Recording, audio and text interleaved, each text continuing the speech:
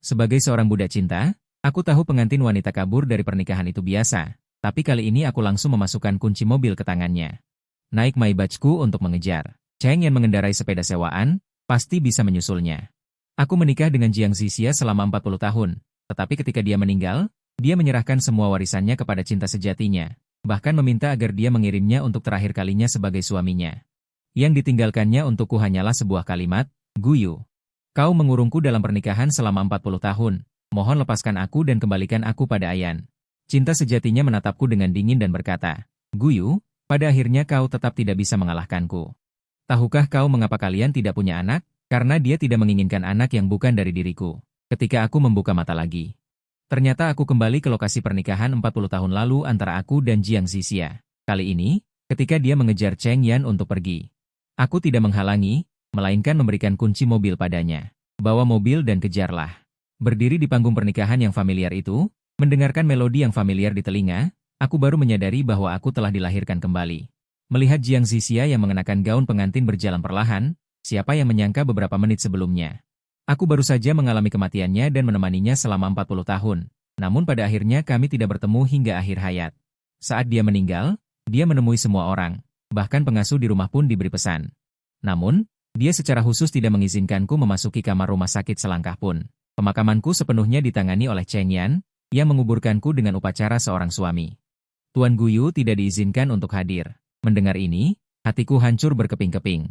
Aku dan Jiang Zixia menikah selama 40 tahun. Karena kondisi fisiknya, kami tidak pernah memiliki anak. Awalnya kupikir setelah bertahun-tahun bersama, setidaknya aku memiliki tempat khusus di hatinya. Tetapi dia menggunakan 4 kata, Tuan Guyu. Untuk menarik garis batas yang jelas, bahkan sebutan suami pun enggan dia berikan padaku. Harta yang kubangun dengan segenap hidupku. Tempat tinggal selama puluhan tahun, dia memberikannya tanpa ragu pada cinta sejatinya, Cheng Yan. Melalui kaca kamar rumah sakit.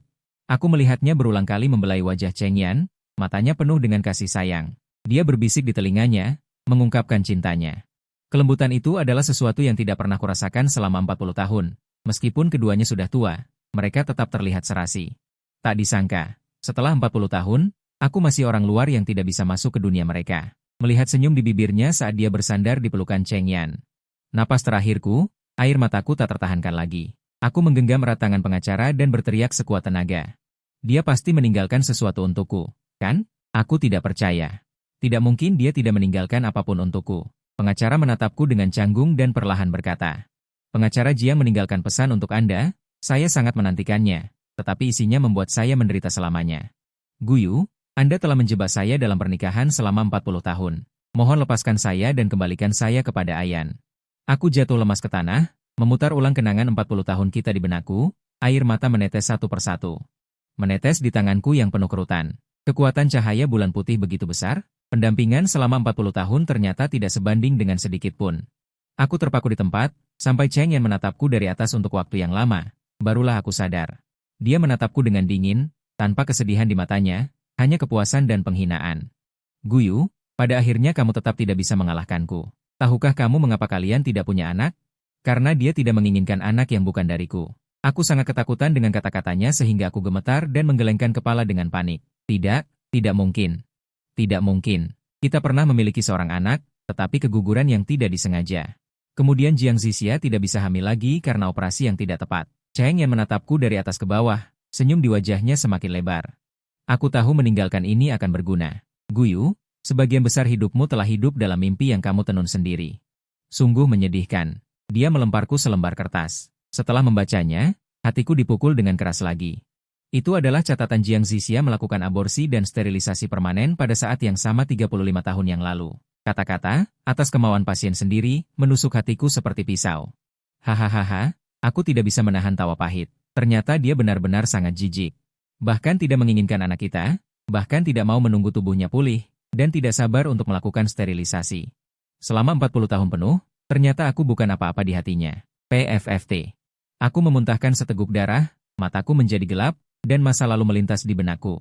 Aku adalah putra teman lama orang tua keluarga Jiang. Orang tuaku meninggal karena kecelakaan saat aku SMA. Mereka membawaku ke keluarga Jiang.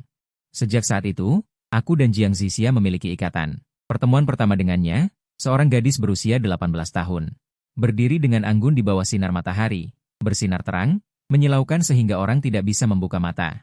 Guyu, namaku Jiang Zixia. Mulai sekarang, aku akan menjadi teman sekelasmu. Mari kita saling menjaga. Dia mengulurkan tangannya padaku. Saat itu, hatiku berdesir. Riak yang belum pernah terjadi sebelumnya. Aku mengikutinya dan menjadi pengikutnya yang tidak terpisahkan. Pengawal, teman. Namun, semua ini, setelah dia bertemu Cheng Yan di universitas. Berhenti tiba-tiba. Aku harus menyembunyikan cinta untuknya. Takdir mempermainkan manusia. Pada tahun kelulusan kuliah, kami melakukan hubungan semalam karena mabuk dan tertangkap basah oleh orang tuanya. Sejak saat itu, ada perjanjian pernikahan. Dia berubah dari ramah menjadi benci dan jijik padaku. Kenapa kamu tidak mengendalikan dirimu? Jangan kira aku tidak tahu niatmu. Jangan harap aku bersamamu seumur hidup. Meskipun dia yang berinisiatif datang ke kamarku, aku tidak membela diri. Mungkin seperti yang dia katakan. Aku memang punya niat pribadi, berharap bisa menghabiskan sisa hidupku bersamanya, tetapi dia bersikeras untuk berurusan dengan orang tuanya. Berkali-kali menunda pernikahan sampai orang tuanya meninggal karena kecelakaan mobil saat dia akan pergi. Meninggalkan surat wasiat yang mengharuskan dia menikah denganku, barulah dia terpaksa setuju untuk menikah. Aku tahu bagaimana rasanya kehilangan orang tua. Aku sangat patuh padanya, memenuhi semua permintaannya dan tidak membiarkannya menderita sedikit pun. Agar hidupnya tidak terpengaruh, aku sendirian menopang perusahaan zombie, melewati satu kesulitan demi kesulitan. Selama 40 tahun penuh, aku tetap tidak bisa memenangkannya. Jika benar ada kehidupan selanjutnya, aku lebih baik tidak berhubungan dengannya sama sekali. Aku benar-benar lelah dan tidak ingin mencintainya lagi. Entah takdir atau bukan, saat aku bangun, aku ternyata kembali ke 40 tahun lalu, pada hari pernikahanku dengan Jiang Zixia. Dia sudah naik ke atas panggung, berdiri di sampingku. Di tengah tepuk tangan meriah hadirin, ekspresinya penuh kesedihan, matanya terus-menerus melihat sekeliling. Aku melihat adegan di depanku dan sudah mengerti di dalam hati. Di kehidupan sebelumnya, tepat pada saat ini, dia dan Cheng Yan berencana kawin lari, meninggalkan segalanya untuk pergi bersamanya. Saat itu, aku tidak rela. Dan khawatir dia akan menderita jika mengikuti Cheng Yan yang tidak punya apa-apa, jadi aku menggenggam erat tangannya dan memohon dengan getir. Bahkan berlutut dan memohon, Zixia, mohon pikirkan paman dan bibi, jangan pergi. Aku mencintaimu, aku akan membuatmu bahagia. Akhirnya, dia melihat diskusi para tamu. Berhenti dan menyelesaikan pernikahan denganku. Kali ini, ketika dia ingin lagi mengejar Cheng Yan untuk pergi, aku masih mengulurkan tangan untuk menghentikannya. Dia seperti di kehidupan sebelumnya. Matanya penuh jijik. Guyu, lepaskan aku. Jika terjadi sesuatu pada Aceng, aku tidak akan pernah memaafkanmu meskipun aku mati. Aku tersenyum tipis. Dengan cepat memasukkan kunci mobil ke tangannya. Kejar dia dengan mobil. Dia menatapku dengan curiga. Kemudian menunjukkan senyum puas. Untung kamu tahu diri. Tenang saja. Aku akan segera kembali. Melihat punggungnya berlari keluar, aku hanya tersenyum tipis. Mengangkat gelas kepada para tamu, terima kasih semuanya. Lilin, aku dan Jiang Zixia membatalkan pernikahan hari ini. Mohon maaf atas ketidaknyamanan ini. Perjamuan tetap berjalan, silakan nikmati makanan dan minuman. Setelah selesai berbicara, aku meminta asisten untuk berjaga dan aku sendiri kembali ke rumah keluarga Jiang. Di kehidupan sebelumnya, aku takut dia tidak terbiasa, bahkan jika Jiang Corporation hampir bangkrut. Aku tidak menyentuh villa ini sedikit pun. Namun, setelah dia meninggal, rumah itu diberikan kepada orang asing. Sekali lagi memasuki rumah tempat aku menghabiskan sebagian besar hidupku, hatiku campur aduk. Karena Tuhan memberiku kesempatan ini. Maka aku memutuskan untuk tidak memaksakan diri lagi. Aku membuat rencana transfer pekerjaan yang detail dan juga menyusun aset keluarga Jiang. Dan dana Jiang Corporation dengan jelas. Sesuai garis waktu, krisis Jiang Corporation berikutnya akan muncul dalam 3 bulan. Berdasarkan pengalamanku di kehidupan sebelumnya, aku mengidentifikasi masalah yang mungkin muncul. Dan solusi satu persatu, berharap dapat menjaga perkembangan Jiang Corporation dengan lancar dan juga sebagai balasan atas kebaikan orang tua Jiang. Atas perhatian mereka kepadaku. Tanpa sadar, sudah tengah malam dan pesta di hotel sudah lama bubar. Namun, Jiang Zixia yang bersumpah akan kembali belum juga tiba. Sebenarnya, aku sudah menduganya. Melihat tulisan berwarna merah menyala itu, mataku terasa perih, dan spontan aku merobeknya hingga bersih. Kemudian aku langsung tertidur. Kamu pergi kemana saja? Baru buka pintu sekarang. Cepat transfer 2 juta yuan ke Aceng. Dia ingin melakukan bisnis kecil. Kalimat pertama yang dia ucapkan. Tidak menanyakan tentang pernikahan atau memberikan penjelasan, langsung meminta uang. Sama seperti di kehidupan sebelumnya. Dia selalu membicarakan uang, dan aku malah bodoh, berusaha keras untuk mendapatkan perhatiannya. Berusaha keras untuk menyenangkannya dengan uang. Akibatnya, dia memberikan uang itu kepada Cheng Yan. Saat itu, Aku berpikir bahwa itu adalah uangnya. Selama dia bahagia, aku tidak banyak bertanya. Namun, dalam ingatanku, Cheng Yan sama sekali bukan orang yang pandai berbisnis. Dia selalu hidup boros. Menghabiskan semua uang yang dia punya dan bahkan tidak mampu menikahi seorang istri. Namun, Jiang Zixia percaya bahwa dia menjaga diri untuknya dan tidak akan menikah seumur hidup. Namun, sekarang keluarga Jiang baru saja mengalami perubahan besar dan kekurangan dana. Bagaimana bisa mengeluarkan begitu banyak uang?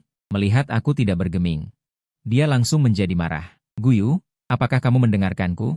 Jangan lupa, pernikahan kita belum dilaksanakan. Dengarkan aku jika kamu tidak ingin menundanya selamanya. Aku tidak mengerti apa yang dia pikirkan. Apa dia masih berpikir aku hanya menunda pernikahan? Masih ingin menikah dengannya? Pernikahan tidak perlu diadakan. Aku membatalkannya. Untuk uang, akan segera aku siapkan. Semua untukmu. Mendengarnya, dia tersenyum lebar. Tersenyum pada Cheng Mingcheng. Lihat, Cheng, sudah kubilang.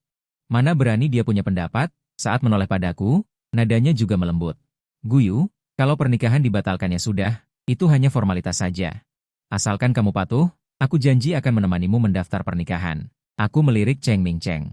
Dia mendengar aku akan mendaftar pernikahan dengannya, tapi tidak terlalu sedih, malah menatapku dengan tatapan provokatif. Melihatku menatapnya, dia berpura-pura sopan dan berkata, Guyu, terima kasih. Zixia dengar aku akan berbisnis, khawatir aku akan menderita, bersikeras memberiku uang. Sungguh tidak enak, siapa sangka tanpa bicara, Jiang Zixia langsung menarik Cheng Mingcheng. Kenapa kamu berterima kasih padanya? Ini semua milik orang tuaku, dia hanyalah seekor anjing yang akan mati. Guyu, keluarga Cheng sedang ada masalah. Kenapa dia merasa dirinya begitu penting? Saat orang tuanya meninggal, bukankah dia tahu, para penagih hutang mengejar sampai ke rumah. Akulah yang melindunginya di belakangku, mengambil alih semua hutang yang akan mati. Aku menjual apartemen yang ditinggalkan orang tuaku. Baru bisa melewati masa sulit. Kemudian, gaji karyawan dan biaya hidup datang berturut-turut. Saat paling sulit, aku hanya makan 2 roti kuku sehari, dan malamnya mengantar makanan, menjual mobil. Baru bisa mengumpulkan uang. Kemudian, dana kembali dan perlahan membaik, barulah ada pernikahan ini. Namun, dia sama sekali tidak ingat. Dalam hatinya, aku hanyalah seekor anjing yang datang saat dibutuhkan. Setelah menarik diri dan melihat hal-hal ini, aku baru menyadari. Ternyata dulu aku mencintainya begitu rendah, bahkan tidak punya harga diri sedikit pun. Aku tidak menghiraukan mereka. Kembali ke ruang kerja untuk terus membereskan data. Harus segera pergi dari sini. Saat aku keluar membawa data, terdengar suara pengering rambut dari kamar tidur. Saat lewat, aku melihat Jiang Zixia dan Cheng Mingcheng sedang mengenakan piyama merah yang kusiapkan untuk malam pernikahan kita, benar-benar seperti pasangan suami istri. Cheng Mingcheng bersandar di pelukannya dengan wajah menikmati, Jiang Zixia dengan lembut mengeringkan rambutnya. Dia pertama kali menyadari tatapanku. Dia tersenyum padaku, matanya penuh kemenangan, Guyu. Aku tidak membawa piyama, hanya mengambil salah satu milikmu, kamu tidak keberatan, kan? Tidak keberatan, hanya 1 set pakaian. Aku sama sekali tidak peduli. Sebenarnya, ini pertama kalinya aku melihat Jiang Zixia mengenakan piyama itu. Itu adalah malam pernikahan kami. Setelah melihat 2 set piyama yang kutaruh di samping tempat tidur, dia langsung mengambil gunting dan mencabik-cabiknya. Jelek sekali. Cheng baik-baik saja, kan? Kamu masih sempat melakukan ini? Keluar dari sini. Pada akhirnya, aku tetap menyuruh orang untuk menemukan Cheng Mingcheng semalaman dan menyuruhnya menelepon Jiang Zixia. Barulah masalah selesai. Dan sampai dia meninggal, aku tidak pernah mengatakan bahwa hari itu aku menemukan Cheng Mingcheng di ranjang seorang wanita malam di klub malam. Karena mengatakan itu pun dia tidak akan percaya. Saat bertatapan dengan Jiang Zixia, dia tampak bersalah sesaat. Kemudian dia berbicara dengan percaya diri, jangan coba-coba menggurui. Bahkan jika aku setuju untuk menikahimu. Aku dan Mingcheng adalah teman.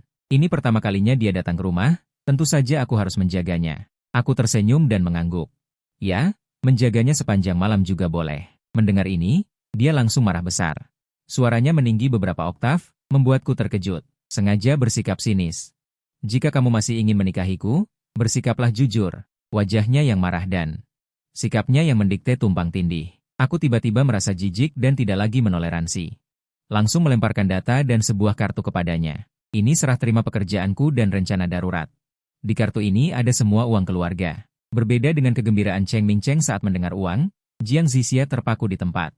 Ada sedikit kepanikan dan kebingungan di matanya. Apa maksudmu? Aku menatapnya dengan dingin. Mengatakan kata demi kata, maksudnya putus. Kita tidak punya urusan lagi.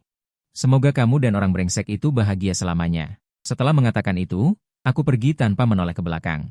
Dari belakang terdengar ejekan marahnya. Sengaja. Jangan menyesal. Lain kali bahkan jika kamu berlutut memohon padaku. Aku tidak akan memaafkanmu. Aku tidak menghiraukannya dan mempercepat langkahku.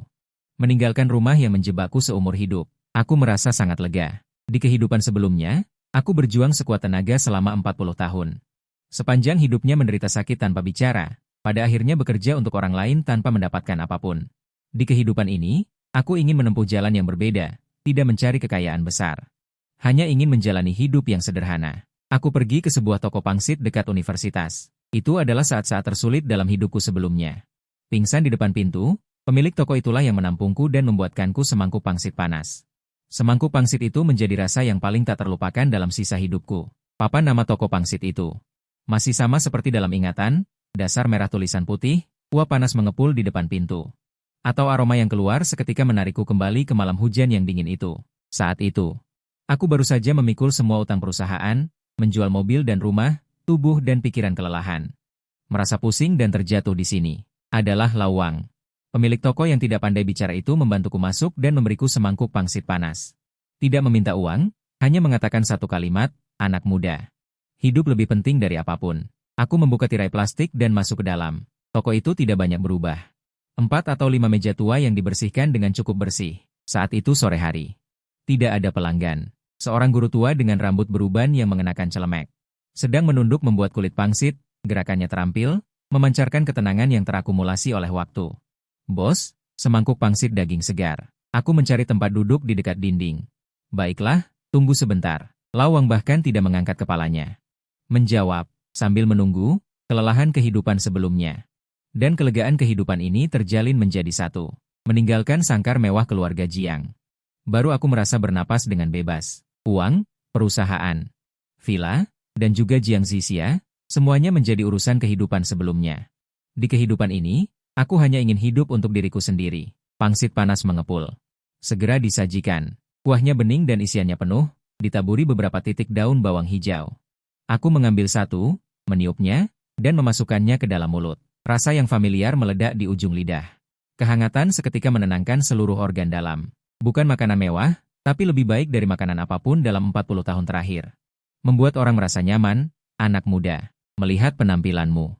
Sepertinya bukan pelanggan tetap toko kecil seperti ini. Lawang selesai bekerja dan bersandar di kompor.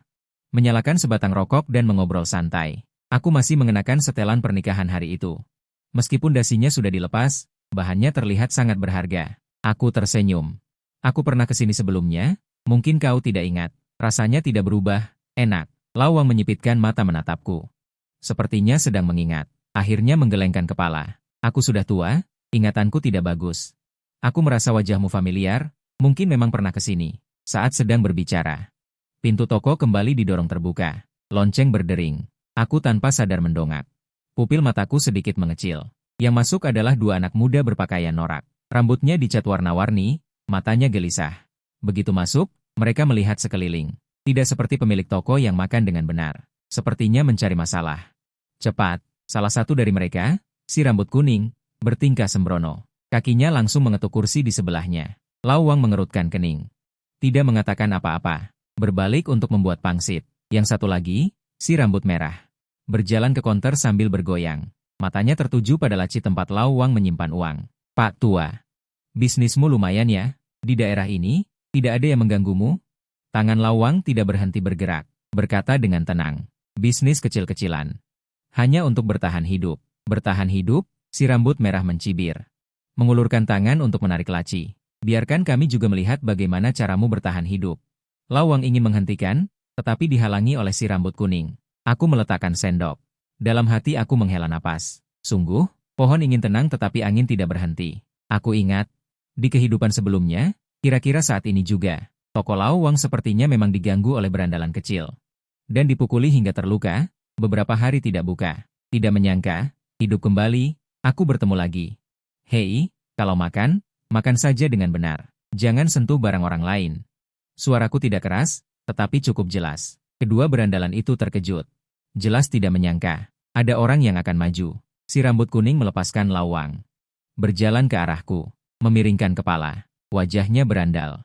Siapa berandal kecil ini yang ingin meniru pahlawan menyelamatkan wanita cantik dengan berpakaian rapi?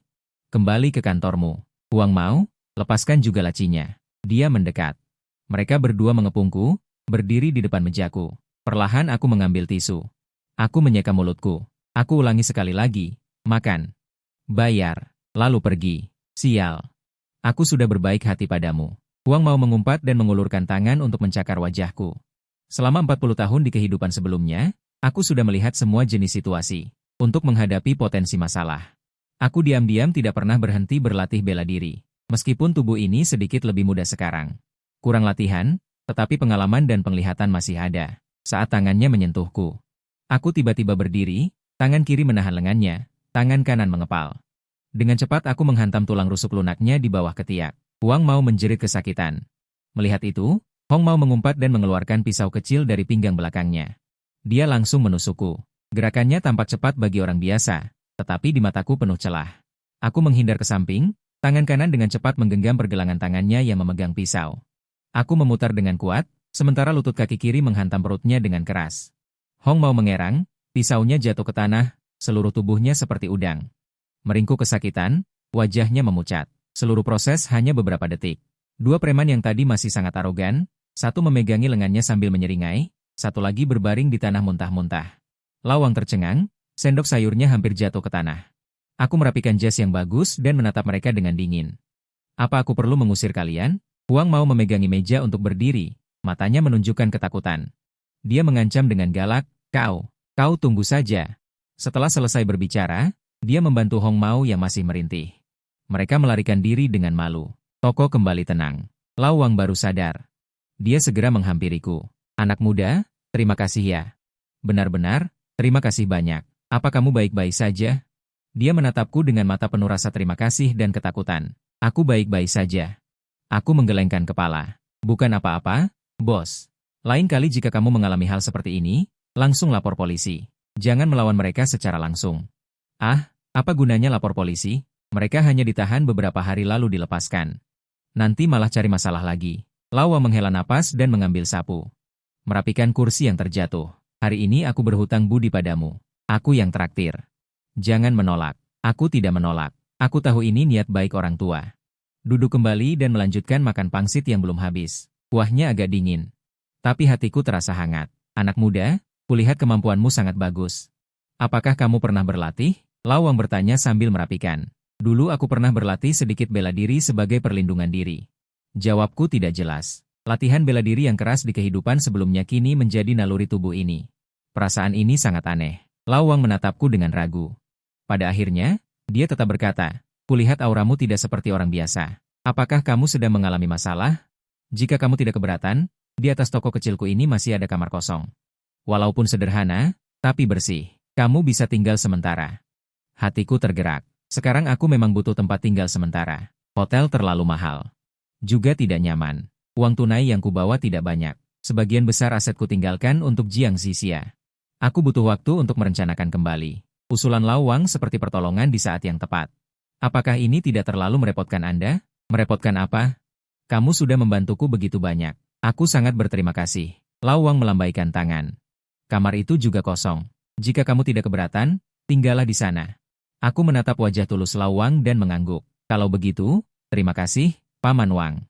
Begitulah, aku tinggal di toko pangsit. Kamar di atas memang sederhana. Sebuah tempat tidur, sebuah meja, sebuah kursi. Tapi jendela cerah, ada aroma matahari di dalam ruangan. Aku melepas setelan mahal yang kukenakan. Dan memasukkannya ke sudut, menggantinya dengan kaos dan celana panjang murah yang kubeli di pasar malam terdekat. Melihat wajah muda di cermin yang kehilangan aura elit dan tampak biasa. Perasaan lega yang baru akhirnya menghampiriku. Setelah menetap, aku mulai merencanakan masa depan. Pengalaman bisnis yang terakumulasi di kehidupan sebelumnya. Dan tren 40 tahun ke depan adalah kartu truf terbesarku. Tapi modal awal adalah masalah. Aku hampir tidak punya apa-apa, hanya beberapa ribu yuan tunai di tubuhku, dan kartu ban rahasia yang telah dibatalkan. Dengan simpanan 100.000 yuan. Uang sejumlah ini tidak sedikit di akhir tahun 90-an, tetapi untuk hal yang ingin kulakukan. Itu seperti setetes air di gurun. Pertama, aku harus mendapatkan modal awal pertama. Aku mengingat titik waktu ini. Sekarang akhir tahun 1998, dalam ingatanku, bulan depan. Akan ada lelang perangko kecil lokal, Di antaranya ada satu set perangko, seluruh negeri merah. Karena penyimpanan yang tidak tepat, ada beberapa cacat. Dilelang sebagai perangko bekas biasa yang dikemas, harga dasarnya sangat rendah, tetapi aku tahu. Di dalamnya ada perangko, seluruh negeri merah, versi kesalahan yang langka. Di kehidupan sebelumnya, set perangko ini ditemukan oleh seorang kolektor yang beruntung. Dan kemudian dilelang dengan harga selangit di akhir tahun, menggemparkan seluruh dunia koleksi. Ini adalah cara tercepat dan teraman. Untuk mengumpulkan dana dalam jangka pendek, tujuannya jelas. Hatiku menjadi tenang. Pada siang hari, aku berada di kamar, menggunakan buku catatan untuk mengatur informasi penting dalam ingatanku. Merencanakan cetak biru bisnis jangka panjang, dan pada malam hari aku turun untuk membantu Lawang menyambut tamu dan membersihkan peralatan makan. Lawang awalnya tidak mengizinkan, mengatakan bahwa aku adalah tamu, tetapi aku bersikeras. Jadi dia membiarkanku. Lambat laun, aku menjadi akrab dengan pelanggan tetap di dekat sini. Hari-hari berlalu dengan tenang selama beberapa hari. Suatu malam, aku sedang mengelap meja, seorang pelanggan tetap datang ke toko. Dia adalah seorang profesor sejarah dari universitas terdekat. Bermarga Zhang, orangnya lucu, dan sering datang untuk mengobrol dengan Lawang. Namun, hari ini wajahnya tidak terlalu baik. Setelah duduk, dia menghela nafas sedih. Profesor Zhang. Ada apa? Ah, sudahlah. Profesor Zhang mendorong kacamatanya. Anak di rumah tidak berguna. Belajar berbisnis dari orang lain. Kehilangan banyak uang, tulang-tulang tua saya ini hampir menghabiskan semua uang peti mati yang saya kumpulkan. Tidak ada cara lain. Saya hanya bisa mengeluarkan barang-barang lama yang disimpan di dasar kotak. Berkata dengan terseduh-seduh. Dia mengeluarkan kotak kayu kecil dari tas kain yang dibawanya, dan membukanya dengan hati-hati. Di dalamnya ada sepotong liontin giok, terbuat dari giok putih, diukir dengan pola awan. Sepertinya sudah berumur, patinya lembut, tetapi warnanya agak gelap. Sepertinya tertutup lapisan kotoran yang sulit dihilangkan. Diwariskan dari leluhur, semuanya mengatakan itu adalah barang dari pertengahan dinasti Qing. Ingin menggadaikannya, tetapi kualitasnya tidak terlalu bagus, harga yang ditawarkan tidak ideal. Nada bicara Profesor Zhang penuh dengan ketidakberdayaan dan keengganan. Lawang mendekat untuk melihatnya. Sambil menggelengkan kepala, Lao Zhang, saya tidak mengerti barang ini. Tidak bisa membantumu. Awalnya saya tidak terlalu peduli, setelah membersihkan meja. Bersiap untuk naik ke atas, tatapan saya tanpa sengaja menyapu liontin giok itu, dan langkah kaki saya berhenti. Saya pernah melihat liontin giok ini di leher Cheng Mingcheng di kehidupan sebelumnya, beberapa tahun sebelum Jiang Zixia meninggal. Cheng Mingcheng tidak tahu dari mana dia mendapatkan liontin giok ini, sering memakainya untuk pamer. Katanya itu adalah harta karun yang telah diberkati oleh seorang master, bisa menyehatkan orang. Kemudian suatu kali di sebuah pameran barang antik kelas atas, seorang ahli tingkat nasional mengenali bahwa liontin giok ini tidak biasa, sama sekali bukan dari pertengahan dinasti Qing. Melainkan giok pengumpul jiwa dari keluarga kerajaan dinasti Ming yang telah lama hilang yang dipersembahkan, memiliki efek ajaib untuk menenangkan pikiran dan menyehatkan tubuh. Tak ternilai harganya. Saat itu, Cheng Mingcheng mengandalkan giok ini. Dan menjadi sorotan di kalangan itu untuk sementara waktu. Tanpa diduga, giok ini awalnya mengalir keluar dari tempat Profesor Zhang. Dan tampaknya, belum ada yang mengenali barangnya. Kesempatan. Saya menarik napas dalam-dalam, berjalan mendekat, dan berbicara dengan nada setenang mungkin. Profesor Zhang, bolehkah saya melihatnya? Profesor Zhang dan Lao Wang menatap saya. Profesor Zhang sedikit terkejut, tetapi tetap mendorong kotak kayu itu. Xiao Gu juga tertarik pada barang antik, sedikit tahu tentang kulitnya. Saya mengambil liontin giok itu. Terasa sedikit dingin di tangan. Jika dilihat dengan seksama, lapisan kotoran itu. Sebenarnya, itu adalah patina khusus yang terbentuk seiring waktu, menutupi cahaya harta karun di sana, berjalan ke tekstur, terutama tanda terukir samar di tepi, cocok dengan ingatan kehidupan sebelumnya. Profesor, berapa harga yang ingin Anda jual untuk liontin giok ini? Saya meletakkan liontin giok dan langsung bertanya. Profesor Zhang terkejut sesaat. Dia menyebutkan angka yang sedikit lebih tinggi dari harga sederhana di kota Chengming di kehidupan sebelumnya. Tetapi dibandingkan dengan nilai sebenarnya lainnya, itu hanyalah setetes air di lautan. Dia menambahkan, ini adalah harga terendah. Saya benar-benar kehabisan uang. Uang yang bisa saya gunakan. Cukup untuk jumlah ini. Jika saya membelinya, rencana kupon bahan bakar harus dipotong. Pilihan antara dua, kupon bahan bakar pasti akan meledak dalam jangka pendek, sedangkan liontin giok ini. Meskipun nilai jangka panjangnya lebih tinggi, realisasinya membutuhkan waktu dan saluran, keseimbangan sesaat. Saya teringat wajah puas Cheng Ming di kehidupan sebelumnya, dan pemujaan Jiang Zixia. Melihatnya dengan kagum, mengapa hal-hal baik harus jatuh ke tangannya? Oke, dengan harga ini, saya akan membelinya. Saya bangun pagi-pagi, Profesor Zhang dan Lawang tercengang. Profesor Zhang tidak menyangka saya begitu lugas. Lawang menjadi cemas, Kuo kecil, kamu. Anda harus berpikir jernih, ini bukan jumlah yang kecil, jangan impulsif. Saya tahu Lawang melakukan ini untuk kebaikan saya, dan tersenyum. Paman Wang, saya sudah memikirkannya, saya pikir. Saya punya takdir dengan giok ini. Saya menoleh ke Profesor Zhang, Profesor. Jika Anda setuju, saya akan mengambil uangnya besok, kita akan bertransaksi tunai. Dan Anda menyerahkan barangnya. Tangan Profesor Zhang gemetar karena kegembiraan. Setuju? Tentu saja setuju, Kuo kecil. Anda telah banyak membantu saya. Tatapannya pada saya. Penuh rasa terima kasih. Transaksi berjalan dengan lancar, keesokan harinya. Saya menggunakan kartu bank cadangan senilai 100.000 yuan untuk menarik uang tunai. Membeli liontin giok itu, menggenggam liontin giok yang hangat, aku bisa merasakannya. Sentuhan aura dingin samar yang merambat di sepanjang lenganku, membuat pikiranku sangat jernih. Ternyata bukan barang palsu. Sekarang, aku hampir tidak punya uang sepeser pun. Tapi aku merasa sangat tenang. Aku tahu, aku menggenggam kunci pertama menuju masa depan. Kunci untuk menjadi terkenal dan sukses yang tidak akan pernah bisa didapatkan lagi. Menyimpan liontin giok dengan hati-hati. Aku mulai memikirkan bagaimana cara memanfaatkannya untuk menghasilkan keuntungan jangka pendek. Menjualnya langsung pasti tidak akan mendapatkan harga yang bagus. Harus menemukan orang yang tahu nilainya. Aku teringat pada ahli tua yang mengenali liontin giok itu di kehidupan sebelumnya. Bermarga Liang adalah tokoh terkemuka di bidang arkeologi nasional. Setelah pensiun, sepertinya dia tinggal di daerah sini, terpencil dan jarang keluar. Jika aku bisa menemukannya dan mendapatkan pengakuannya. Saat aku sedang berpikir bagaimana cara mencari guru Liang, keributan terdengar dari bawah, bercampur dengan bujukan Lawang dan suara wanita yang melengking. Guyu, keluar kau. Aku tahu kau bersembunyi di sini. Itu suara Jiang Zixia. Aku tidak menyangka dia bisa menemukan tempat ini. Dan datang secepat ini. Aku turun ke bawah, melihat situasi di toko. Jiang Zixia mengenakan gaun yang indah, berdiri di lantai yang berminyak, tampak tidak cocok. Wajahnya menunjukkan kemarahan dan ketidaksabaran. Cheng yang tidak datang, sungguh langka. Lawang menghalangi jalannya, tampak serba salah. Paman Wang. Tidak apa-apa, aku akan keluar. Jiang Zixia segera mengarahkan pandangannya padaku. Guyu, ternyata kau ada di sini. Apa kau belum cukup membuat masalah? Cepat ikut aku kembali. Aku menatapnya dengan tenang. Kembali? Kembali kemana? Nona Jiang, bukankah kita sudah impas? Impas? Kau bilang impas ya impas? Jiang Zixia sangat marah hingga dadanya naik turun. Pernikahan kau batalkan begitu saja, uang dan perusahaan kau buang begitu saja. Kau anggap aku ini apa? Jiang Zixia, sekarang semua orang di luar sana menertawakanku. Kau harus ikut aku kembali. Dan menjelaskan semuanya dengan jelas. Ternyata demi gengsi. Aku mencibir dalam hati. Uang bukanlah hal yang dia pedulikan tentang harga diriku. Jiang Zixia, aku sudah menjelaskannya dengan sangat jelas.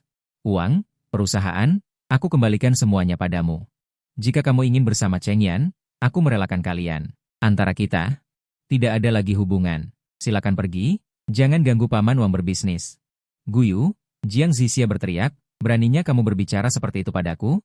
Tanpa keluarga Jiang, kamu bukan siapa-siapa. Kamu hanyalah seorang anak yatim piatu. Keluargaku yang menampungmu. Sekarang kamu sudah besar kepala. Berani membentakku? Aku beritahu kamu, kamu ingin melepaskan diri dariku? Tidak mungkin. Seumur hidup kamu berhutang pada keluarga Jiang. Selalu ucapan itu. Aku mendengarnya selama 40 tahun. Setiap kali aku merasa tertekan oleh kata-kata itu. Merasa benar-benar berhutang padanya. Berhutang pada keluarga Jiang. Tapi sekarang setelah mendengarnya, aku hanya merasa lucu. Jiang Zixia, budi keluarga Jiang padaku. Sudah kubayar selama 40 tahun, bukan 2 kehidupan. Aku tidak punya penyesalan. Suaraku menjadi dingin. Adapun kamu, aku tidak pernah berhutang apapun padamu. Dulu aku bodoh, sekarang aku sudah sadar. Mohon hargai dirimu sendiri. Jiang Zixia terkejut dengan tatapan dan nada bicaraku, dan kehilangan kata-kata. Dia belum pernah melihatku bersikap seperti ini padanya. Guyu yang dulu. Matanya selalu bersinar saat menatapnya, dengan cinta yang rendah hati. Tapi sekarang, hanya tersisa ketidakpedulian yang dingin. Dia tiba-tiba merasa panik, tetapi lebih dari itu. Adalah kemarahan karena ditentang. Baik, Guyu. Kamu punya nyali. Jangan menyesalinya. Tanpa keluarga Jiang, aku lihat, apa yang bisa kamu capai, kamu akan membusuk di toko bobrok ini. Setelah mengatakan itu, dia menatapku dengan tajam, lalu dengan jijik menyapu pandang ke toko kecil yang berminyak itu. Menginjak sepatu hak tinggi, dia pergi dengan marah. Lawang menatapku dengan khawatir. Xiao Gu, ini. Aku tersenyum, dengan sedikit kelegaan. Paman Wang, tidak apa-apa. Setelah ini, dia seharusnya tidak datang lagi. Setelah menyelesaikan episode Jiang Zixia ini, tekadku untuk bangkit dengan cepat menjadi semakin kuat. Hanya dengan memiliki kekuatan yang cukup, aku dapat sepenuhnya melepaskan diri dari bayang-bayang masa lalu dan mengendalikan takdirku sendiri. Aku mulai mencari tahu kabar tentang kedua orang tua itu. Usaha tidak akan mengkhianati hasil, melalui pertanyaan tidak langsung dari beberapa guru. Akhirnya aku tahu, kedua orang tua itu tinggal di kompleks perumahan guru di Chengxi. Aku membawa kunjungan pertama dengan membawa giok yang dikemas rapi. Gagal, pengasuh kedua orang tua itu berkata dari balik pintu. Orang tua itu tidak menerima tamu. Kunjungan kedua, aku membawa beberapa kue lezat buatan Wang tua. Katanya dititipkan orang lain, untuk dicicipi oleh kedua orang tua itu. Kue itu diterima, tetapi orangnya tetap tidak terlihat. Aku tidak putus asa. Setiap beberapa hari aku pergi sekali. Kadang membawa buah-buahan segar, kadang hanya berdiri di bawah dan melihat dari jauh. Aku tahu, bagi orang dengan status dan usia seperti kedua orang tua itu, ketulusan dan kesabaran lebih penting dari segalanya. Hingga kunjungan keempat, aku kebetulan bertemu kedua orang tua itu sedang berjemur di halaman bawah, tampak kurang sehat. Terus-menerus memijat pelipis mereka. Aku mengumpulkan keberanian dan melangkah maju. Kedua orang tua, halo, maaf mengganggu. Aku memberi hormat dengan hormat. Kedua orang tua itu mengangkat kelopak mata mereka, melirikku, tanpa ekspresi. Kau lagi, anak muda, sudah kubilang. Aku tidak menerima barang, juga tidak menerima tamu. Kedua orang tua. Aku tidak datang untuk meminta bantuan Anda. Aku membuka tas yang kubawa, mengeluarkan kotak brokat itu. Aku hanya kebetulan mendapatkan sesuatu, hatiku tidak tenang, terasa luar biasa. Dan tidak dapat menemukan orang yang dapat dipercaya untuk menilainya. Mendengar bahwa Anda adalah tokoh terkemuka di bidang ini, berpengetahuan luas, dan karakter Anda sangat dihormati, jadi aku beranikan diri untuk datang, hanya ingin meminta Anda untuk memeriksanya. Apapun hasilnya, aku akan segera pergi, dan tidak akan mengganggu lagi. Kedamaian Anda. Sikapku tidak rendah hati atau sombong, kata-kataku membawa ketulusan dan rasa hormat kepadanya. Kedua orang tua itu menatapku, dan menatap kotak brokat di tanganku, akhirnya mengangguk sedikit. Bawa ke sini. Hatiku senang, aku segera menyodorkan kotak brokat itu dengan kedua tangan. Kedua orang tua itu menerima kotak itu dan membukanya, ketika matanya tertuju pada liontin giok itu. Mata yang tadinya agak malas tiba-tiba memancarkan seberkas cahaya keemasan, dia tiba-tiba duduk tegak. Seolah-olah dia langsung menjadi 10 tahun lebih muda. Dia dengan hati-hati mengambil liontin giok itu dari sakunya. Mengeluarkan kaca pembesar yang selalu dibawanya, dia dengan hati-hati memeriksanya di bawah cahaya. Jarinya sedikit gemetar. Napasku menjadi sangat cepat, mulutku terus bergumam, tekstur ini, warna biru ini, dan tanda tersembunyi ini, tidak mungkin. Bagaimana mungkin ini terjadi? Dia melihatnya selama lebih dari 10 menit tanpa mengucapkan sepatah kata pun. Benar-benar tenggelam di dalamnya, akhirnya dia perlahan meletakkan kaca pembesar dan liontin giok itu. Menarik napas dalam-dalam, menatapku dengan tajam, anak muda. Dari mana kamu mendapatkan benda ini?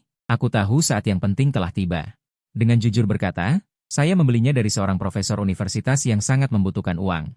Dia bilang itu warisan keluarga, tetapi karena masalah kondisi, harganya tidak pernah naik. Masalah kondisi? Omong kosong. Emosi kedua orang tua itu sedikit bersemangat. Lapisan patina ini adalah hendapan waktu, adalah saksi sejarah, orang biasa. Mereka semua adalah orang biasa. Dia hampir membiarkan mutiara itu tertutup debu. Dia menatapku dengan seksama. Apakah kamu tahu apa ini? Aku mempertimbangkan kata-kataku, tidak sepenuhnya mengungkapkan kartuku. Saya hanya merasa dia sangat luar biasa. Auranya lembut, membuat orang merasa tenang dan damai. Tetapi asal-usulnya yang spesifik, saya tidak berani berspekulasi dengan gegabah, jadi saya datang untuk berkonsultasi dengan Anda. Kedua orang tua itu tampaknya sangat puas dengan jawaban saya. Dia mengangguk. Dengan semacam kesungguhan seperti berziarah, Anda merasa benar. Ini bukan liontin giok dinasti Qing biasa. Jika saya tidak salah, ini seharusnya giok pemurnian yang diturunkan dari keluarga kerajaan dinasti Ming. Dia membelai liontin giok itu, matanya penuh dengan obsesi. Menurut catatan sejarah yang panjang, bahan giok ini sangat istimewa. Berasal dari puncak Kunlun, mengandung unsur mineral aneh. Memakainya dalam jangka panjang dapat menenangkan pikiran dan menenangkan keterkejutan, memelihara ki dan darah, dan memiliki manfaat besar untuk mengatur tubuh. Beberapa kaisar dinasti Ming dan biksu yang tercerahkan pernah memilikinya, tetapi kemudian hilang dalam perang. Tak kusangka di sisa hidupku ini masih bisa melihat barang berharga. Dia menatapku dengan tatapan rumit, anak muda, kau menemukan harta karun yang luar biasa. Nilai benda ini tak bisa diukur dengan uang. Hatiku mantap. Tahu rencana berhasil separuh, aku dengan hormat berkata, terima kasih atas bimbingan kalian berdua. Karena benda ini begitu berharga, jika ada di tanganku, itu hanya akan sia-sia. Apakah kalian berdua bisa menunjukkan jalan terang agar benda ini bisa dimanfaatkan sebaik-baiknya dan juga menyelesaikan masalah mendesakku saat ini? Kalian berdua terdiam sejenak, lalu berkata, harta karun seperti ini. Lelang terbuka terlalu mencolok dan mudah menimbulkan masalah yang tidak perlu. Begini saja. Aku mengenal beberapa teman yang benar-benar ahli dan mencintai budaya tradisional. Mereka orang yang jujur. Begini, aku bantu pertemukan kalian, kalian bicarakan secara pribadi. Bagaimana? Inilah yang aku inginkan, ada kalian berdua sebagai penjamin. Transaksi tidak hanya aman, harga juga pasti tidak rendah, kalau begitu terima kasih banyak. Semuanya terserah pengaturan Anda, kalian berdua bekerja dengan sangat efisien, 3 hari kemudian. Disiapkanlah penilaian pribadi skala kecil, yang datang hanya 2 orang. Satu adalah pengusaha kaya dari Nanyang yang rendah hati. Satu lagi adalah pemimpin di balik layar dari sebuah grup besar di dalam negeri. Keduanya adalah tokoh yang benar-benar berkapasitas dan suka mengoleksi. Dengan penjelasan kalian berdua dan efek khusus dari giok itu yang benar-benar menenangkan jiwa. Transaksi berjalan sangat lancar. Setelah beberapa putaran penawaran yang bersahabat, akhirnya pengusaha kaya dari Nanyang itu, dengan angka astronomi yang bahkan tak berani kubayangkan di kehidupan lampau, membawa pergi giok itu. Dana langsung tersedia dan melalui jalur kalian berdua ini, aman. Setelah transaksi yang tersembunyi dan efisien selesai, kalian berdua berkata kepadaku secara pribadi, Gu kecil. Kamu lumayan, tidak sombong, tidak terburu-buru, dan punya visi yang tajam. Kamu punya potensi untuk melakukan sesuatu, apa rencanamu ke depan? Aku tahu. Kesempatan yang benar-benar kuinginkan telah tiba, aku dengan tulus berkata, jujur saja. Saat ini aku memang punya beberapa ide, terutama terfokus pada industri real dan arah teknologi masa depan, tapi sayangnya tidak ada momentum dan platform yang tepat. Kalian berdua mengangguk dengan kagum. HM, berpijak di bumi itu baik. Temanku itu, yang tidak berhasil membeli batu giok hari ini, memiliki perusahaan investasi di bawah grupnya. Dia selalu mencari proyek potensial dan mitra yang dapat diandalkan, dan aku pikir kamu cocok dengannya. Apakah kamu ingin aku memperkenalkanmu? Tentu saja. Terima kasih banyak sebelumnya. Aku menahan kegembiraanku. Ini adalah sumber daya yang lebih berharga daripada sejumlah besar uang itu. Dengan terhubung ke jalur ini, banyak ideku dari kehidupan sebelumnya memiliki kemungkinan untuk diwujudkan. Saat aku sibuk mempersiapkan pertemuan dan merencanakan cetak biru bisnis kuku, Jiang Zixia membuat masalah lagi. Hari ini, aku sedang mempelajari materi di kamar. Lawang berlari dengan tergesa-gesa, wajahnya jelek. Gu Yu. Tidak baik. Ada beberapa orang di luar yang mengatakan bahwa mereka adalah pemegang saham perusahaan Jiangxi. Mereka ingin bertemu denganmu dengan menyebut namamu, dan mereka agresif. Mereka datang dengan niat buruk. Pemegang saham Jiangxi, mengapa mereka mencariku? Aku dan Jiang Zixia. Bukankah kita sudah memutuskan hubungan sepenuhnya? Aku turun dan melihat di toko. Berdiri 3 pria paruh baya mengenakan setelan jas. Kepala mereka bermarga Liu, seorang pemegang saham kecil. Dia sering membuat masalah bagiku di kehidupan sebelumnya. Aku juga akrab dengan 2 lainnya, mereka semua adalah orang lama Jiangxi. Begitu pemegang saham Liu melihatku, dia berkata dengan senyum palsu, Guyu, kau benar-benar membuat kami kesulitan mencarimu. Bersembunyi di tempat seperti ini ingin bersantai. Aku menatap mereka dengan acuh tak acuh. Apa yang kalian ingin dariku? Aku ingat bahwa aku telah menyerahkan semua urusan Jiangxi. Bersama dengan rencana darurat, kepada Nona Jiang Zixia. Penyerahan? Pemegang saham Liu mendengus dingin. Kau mengatakannya dengan mudah. Kau pergi dengan bersih. Tetapi apakah kau tahu betapa kacaunya perusahaan sekarang?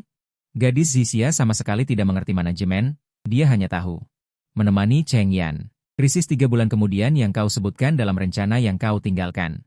Sekarang sudah mulai muncul. Beberapa mitra tiba-tiba mengakhiri perpanjangan kontrak, dan harga bahan baku juga melonjak. Rantai pendanaan akan segera putus. Pemegang saham lain juga menimpali. Benar. Guyu, Jiangxi dibangun olehmu sendiri. Apakah kau tega melihatnya runtuh? Zixia masih muda dan tidak mengerti, kau tidak bisa lepas tangan. Aku mendengarkan perkataan mereka, hatiku sama sekali tidak bergejolak. Semua ini sudah kuduga. Di kehidupan sebelumnya, aku mati-matian membantu Jiangxi melewati krisis ini, sampai muntah darah. Apa yang kudapatkan? Jiang Zixia merasa itu sudah seharusnya, bahkan menganggap aku sengaja membuat masalah untuk menunjukkan diri. Aku dengan tenang membuka mulutku. Semuanya, menurutku, kalian salah paham dalam beberapa hal. Pertama, Jiangxi adalah aset keluarga Jiang. Dulu aku adalah pengelola, sekarang orang luar. Kedua, aku sudah menyelesaikan semua serah terima, sudah memenuhi tanggung jawabku. Ketiga, Nona Jiang Zixia adalah ahli waris sah perusahaan. Bagaimana mengelolanya? Itu adalah hak dan kebebasannya. Jika kalian punya masalah, seharusnya mencari dia. Bukan mencari aku. Pemegang saham Liu tertekan oleh perkataanku, wajahnya memerah. Guyu, jangan lupa, kau bisa seperti sekarang ini.